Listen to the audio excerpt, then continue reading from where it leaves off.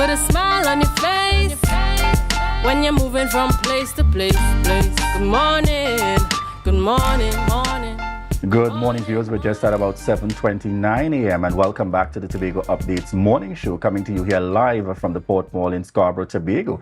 As we continue this morning, we are chatting and have on set with us Natisha Charles-Pantin, Secretary with responsibility for the Division of Food Security, Natural Resources, the Environment and Sustainable Development within the Tobago House of Assembly. And this morning we're speaking to the Marine Resilience Initiative, giving us a synopsis and the many activities connected to your division taking place for the Easter season. Good morning to you and welcome. Good morning, Julien. Good morning, Tobago. And let me say two things before we begin, right? So if you didn't have a Good Friday last week, this Friday would be Good Friday. Right. And secondly, I want to give a big shout out to my husband, Mr. Pantin. Today is his birthday. So special. Good morning and happy birthday to you, my dear. All right, certainly there, and of course only on Tobago updates, only on Tobago updates indeed. And as we get started with the conversation, we want to start from the perspective, Natisha Charles-Pantin, you are one of those who, within our community and within our space, people identify as clearly performing in the context of your division, as extensive as it is, and at the same time looking towards the work of your electoral district. Tell us about how that experience has been for you today. It is a tough experience. But I can definitely say that I am grateful for all the technical officers, for my field officers, for all the assistance I've been getting from the community. I feel blessed to have everyone, be part of this transformation of building the greatest little island on the planet. And I want to extend, my sincerest thank you to the Chief Secretary for, putting out that call. Welcoming the competent and the willing. Once you are willing to be part of that team, the Chief Secretary put that out early, and we found that, in Tobago, we have a lot of dreamers, right? And of course, with dreamers, you'll have dream killers. Mm-hmm. So you just have to keep on pushing, regardless of the challenges, yeah? But I'm really happy to report on a lot of initiatives, including the Marine Resilience Initiative. And if you look at, the way climate change would have impacted Tobago and all the small islands, small island development states, you have to understand that, the livelihoods of our stakeholders, that is important, yeah? And if we do not take action in terms of rehabilitating our coral reef systems, and our mangrove systems, then of course it would impact the fishing industry. So that is the basis, which, we're on board with the Marine Resilience Initiative. All right. Mm-hmm. So tell us, for the benefit of those, what would you describe as that layman understanding of why this is important, particularly in our Tobago space? Well, in Tobago, we have so many fisher folk, yeah? And they depend heavily on, making an income to sustain their families. If you drive around the coast, I'm sure you would meet a fisherman. And of course, even, when Trinidadians come to Tobago, they always have to leave with our fish, yeah? So in order to sustain the fishing industry, and it's a small-scale fishing industry, it's mostly pirogue fishing, yeah? You must protect the coral reefs because, fishes, they breed, they multiply, they depend on the coral reef system and the mangrove system.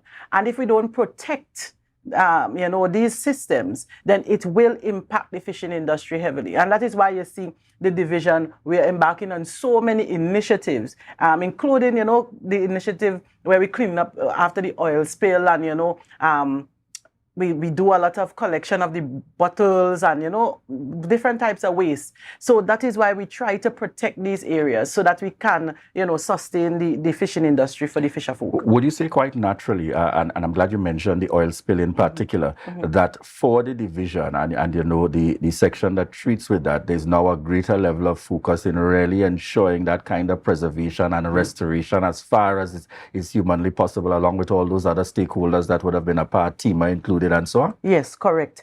And I'll tell you, just after the oil spill, the division, we met with Boku Reef Trust.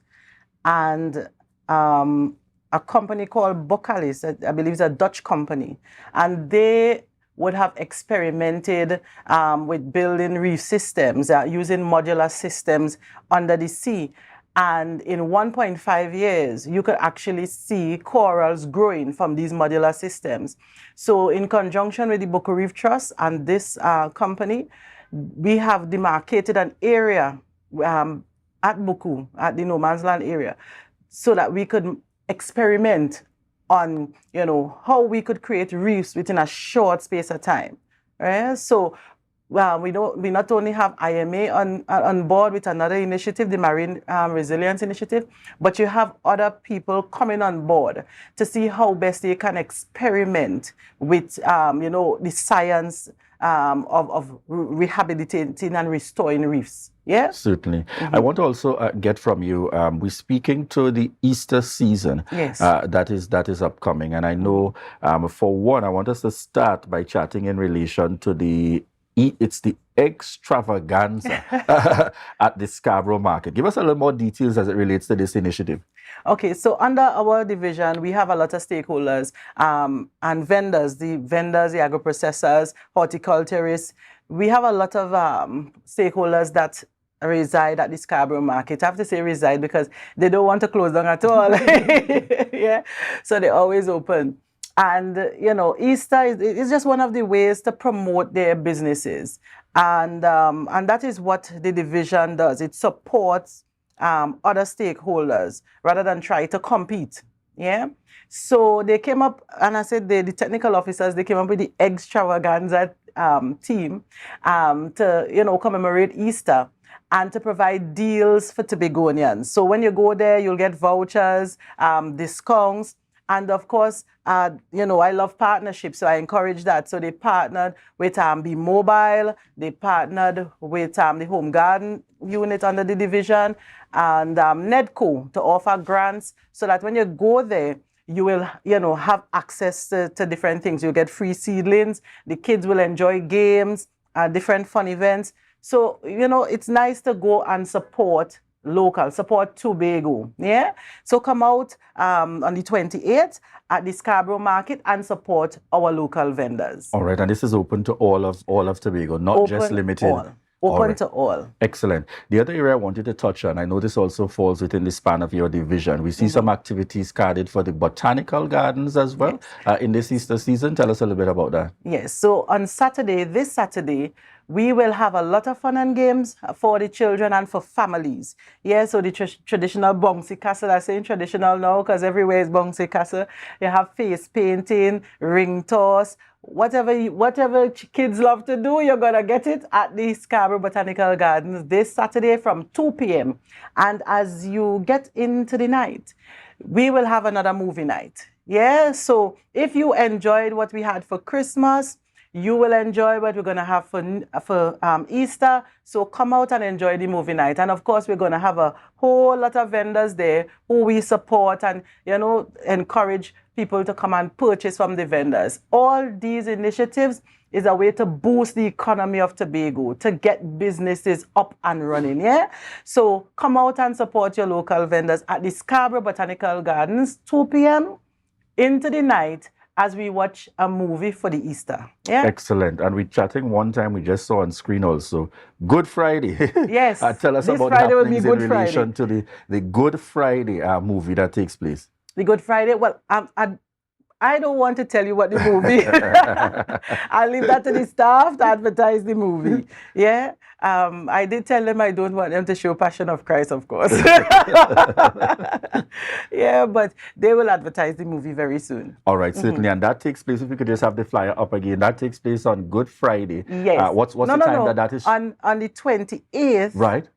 Is the Scarborough market. Good. Right. And Saturday, there will be movie night at Botanical Gardens. Okay. So Saturday is going to be the movie night at Botanical Gardens. Correct. That takes place, and separate from that, there's also going to be the activities happening there in the garden. So it's going to be that day of activities. Correct. I want you to tell us what has been the feedback, because without a shadow of a doubt, it would appear as though there has been new life in the operations at the Botanical Gardens.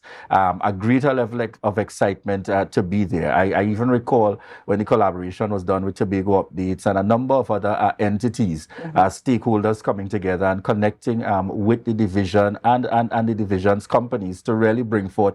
I and all ended up on my blanket, which I never thought, you know, friends and family out there. How has this general response been from the population, you know, in relation to these activities to bring a different kind of life to our botanical gardens beyond what we have enjoyed over the years, which might have been the lighting and a concert that takes place in and around a particular time of the year? How has that been? Well, we are trying to promote open spaces. And, you know, it takes me back to my childhood where we had so many games that I'm sure a lot of young people now may not be familiar with. We used to play rounders and hopscotch and, you know, all different types of games. And, you know, the promotion of open spaces back then, it was high. You didn't have social media. People weren't stuck to their cell phones. So we really try to bring people out for them to have, you know, that experience of the natural environment. Yeah, it's good for your health, right? So these open spaces like Botanical Gardens, the feedback, I mean, it's extraordinary. We would have had thousands of people over the Christmas holidays and generations that have never entered the Botanical Gardens. And that's the point, right? You want children to understand that there is a life out of, you know, besides social media. Yeah? Right. So we are going to continue to promote the use of open spaces. We have the Corland Park that we are going to start to promote soon, right? We have so many different sites on the island. And I'm seeing that, you know, our I don't want to say competitors, you know, I don't think they're any competition, but I'm seeing that the opposition trying to take up our ideas, and that is good, right? Because they're seeing that the initiatives being rolled out by the Tobago House of Assembly, that they are good initiatives. They promote family, and that is what this administration is about, yeah? So I'm pretty pleased with the response of Tobagonians and, of course, our visitors. When you have the cruise ship coming in, sometimes they come into these activities. So it's something that we can offer, yeah, as a product, promoting family life on this island. And I want you to go a bit further for persons who may have ideas, because I've met with one or two along the way that are certainly impressed. Where and how can they share those ideas with those who are responsible for the works and happenings at the Botanical Gardens? Okay, so we have the Tobago Reforestation and Watershed Rehabilitation, and it's a NPO. I wouldn't say it's a company, but it's like an NGO or NPO. And they are stationed at the gardens. You can visit the Botanical Gardens and share your ideas. Of course, you can come to the division. You can call 639-1966 and get so much information from the division, yeah, and on how to use these spaces. And, you know, we have a whole lot of initiatives, upcoming initiatives that, you know, I guess I don't even know how much time we have, Julien, that I want to speak to, including rolling out the Research Institute. We have the Tobago Agriculture Research Institute that we're going to launch very soon, formerly known as the Kendall Farm School, that we want to address, you know, all the problems that we have on the island through that institute, yeah? Agriculture is a business and a science. And of course, it is a livelihood. It promotes livelihoods among people. And in fixing agriculture, the educational component is important, yeah? So we have to build out the Agricultural Research Institute. And from there, you would see a lot of connectivity in all the activities that we're doing. So we're not just loosely doing things without an aim or a purpose, but everything that the division rolling out, that we will roll out, you will see the connectivity. Excellent indeed. Any other initiatives that you would want to share with us upcoming from the perspective of the division? Because you know you are well poised and positioned for what is that kind of broader reach of Tobago from areas that, you know, as we like to say, might not always be fashionable, but critical to our sustainability and development. Any other key areas you'd want to highlight for us this morning? Oh my, so there's so much. So let me pick out of a hat. So we're going to talk about the small ruminant development project, yeah? And it's something I'm extremely proud of because my technical officers and myself, we have worked tirelessly night after night to, draft up the proposal and the entire project for funding. Now, the small ruminant industry was non-existent when I came into office. And while you do have a few farmers, they have sheep and goat, we wanted to promote our local meat on the island, the consumption of meat, and to develop the palate of Tobagonians, right, to embrace their own. And we developed this project because we realized that in the Trinidad market, our meat, our local ruminants, they fetch a high price, but they buy it for next to nothing in Tobago. So why not utilize what we have here? Yeah? So the Tobago Integrated Livestock Association worked together with TADCO and the division to come up with the Lamb Fest. And last year we had a Lamb Fest that lasted 2 hours. Why? Because people ate 5,000 pounds of lamb meat in 2 hours. Amazing. So we know that we have to invest more into the sector. Yes. Right? And when we did an assessment of the stations, we realized that the amount of support that the industry is receiving currently, it isn't at its best. So we are going to make that investment in terms of developing all those things along the value chain, including building, I wouldn't say an abattoir, but it will be more like a complex where you'd be able to slaughter your different types of meat. It'll be poultry, small ruminant, cow, pigs. Everything would happen at that abattoir, right? And we earmarked the Belmont area for that. Yeah. We're going to work on, and it was already executive approved, right? The entire administration, they understand the need to have a silage and forage station, yeah? Because with this dry season, I'm telling you, it is extremely difficult to get feed for animals, yeah? So we are going to embark on developing that side of things, yeah? And of course, we're going to start to come to you, the Tobago public, to support this initiative, right? If you have cane grass or whatever, we need, we're going to come to you to be part of this project, yeah? Even if it means we do the collection, because I know a lot of people don't like grass, right? But we're going to, mill it at the station and provide, the feed for the animals. So that would be your contribution to developing the small ruminant sector. So there's different things along the value chain that we have to develop. All right, certainly, folks. And don't worry, we're going to get a little bit more, but we just got to take a quick break and we return to continue the conversation this morning with Secretary Natisha Charles-Pantin. So we look forward to those continued discussions. And at this point, we want to remind you that this is your opportunity to share the live, share the live, share the live. We'll be right back.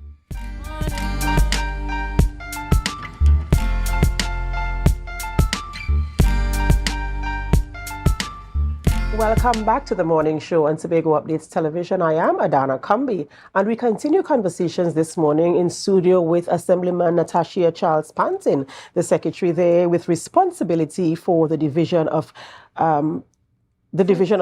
food security, natural resources, the environment, and sustainable development. As I told you, it's a long title, and they have so many responsibilities. And we've been seeing on the live where some of you are saying that you weren't aware that so many things were happening. Yes, there are so many initiatives taking place in your division, Secretary. And, of course, we applaud you for always being on top of your game. When we ask a question, we get the answer. So we want to continue conversations this morning and to bring shed some more light on some of the things you are doing for our viewers' sake.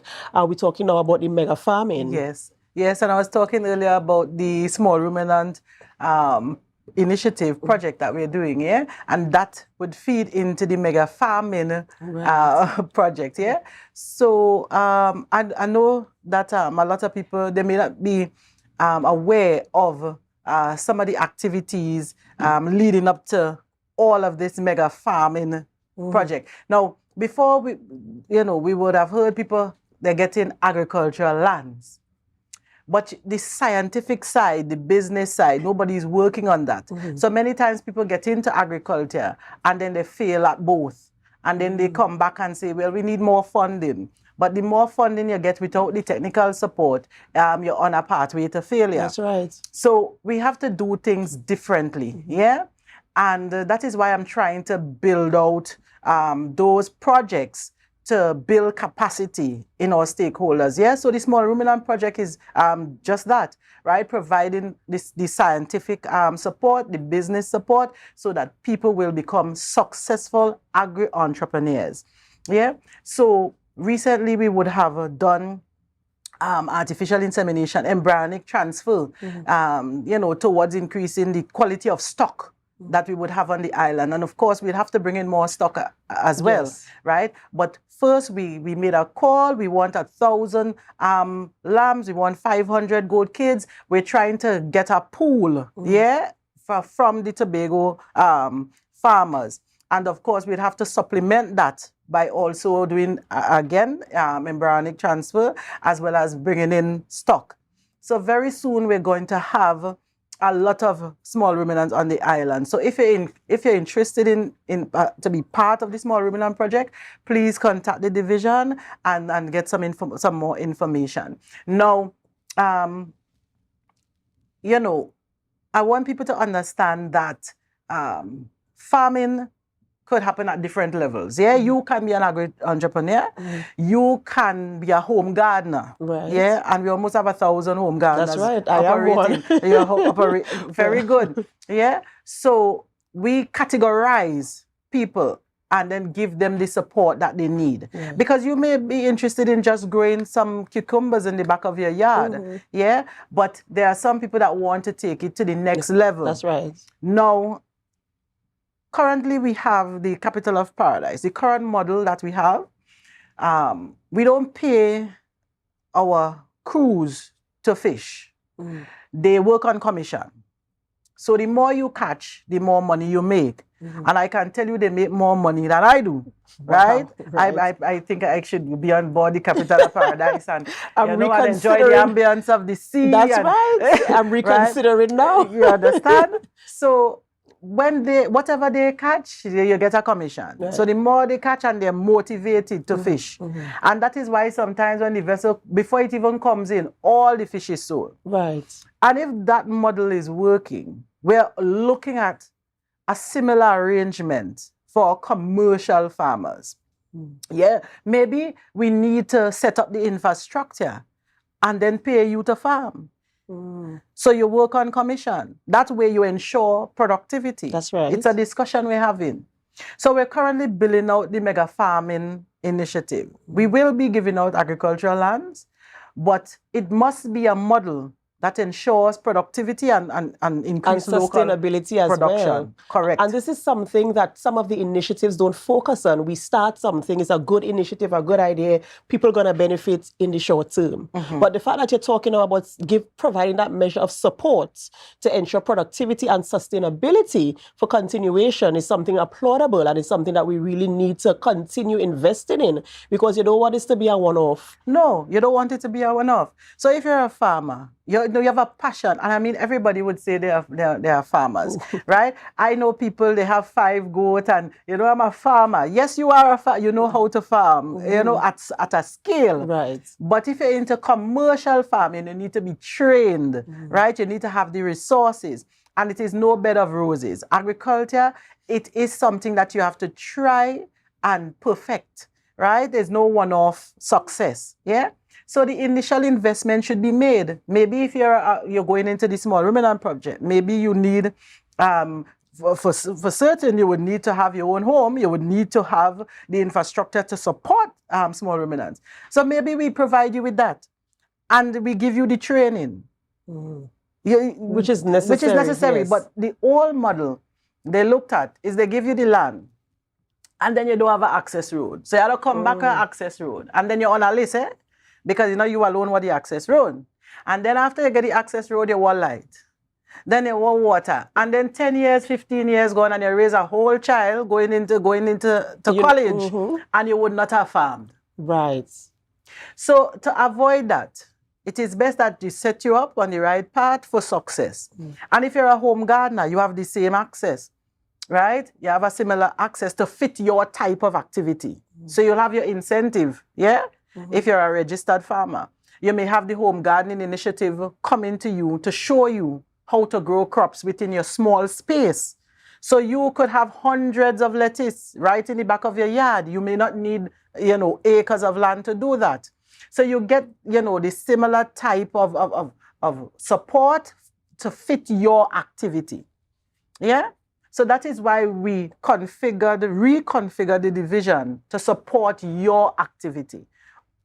So, I want to say this is why our viewers are saying that they weren't aware of all these initiatives, that you're a hard worker and that you're bringing all this information to light. And I want to applaud you and your division for the hard work that you are doing and the fact that you're lending support in a passionate way, because I could feel your passion in this and I could feel your conviction and the fact that you think it is important to have it done. So I want to say thank you so much for coming on the program this morning, for shedding light on some of the programs and initiatives that we weren't aware of, and also the fact that we can access the support that is necessary for success, as you're saying, setting us up for success. Correct. Not just for a trick in the dark or something like that. Yes, we're actually going to succeed and be sustainable and be able to carry out. This is a livelihood. It's not just a hobby. So it's not a one-off thing. You have to think about the value chain. That's right. You need abattoirs. You need everything. And I mean, I wish I had all the money to do everything one time. Definitely, I would have gotten it done. That's right. So, ladies and gentlemen, this is we're talking to Assemblyman Natisha Charles-Pantin, of course, bringing information there. Always a pleasure to have her on the program to bring information and insight, as I said, speaking with passion and conviction. Ladies and gentlemen, that is where we have to wrap the morning show here on Tobago Updates Television. But this is not where we end our program, and we continue on with Tobago Notes. And then we head on over with GMT with Candice Jackson. So stay with us. And while you stay with us, tell a friend, tell a few friends. And of course, this is your opportunity again to share the live, share the live, share the live.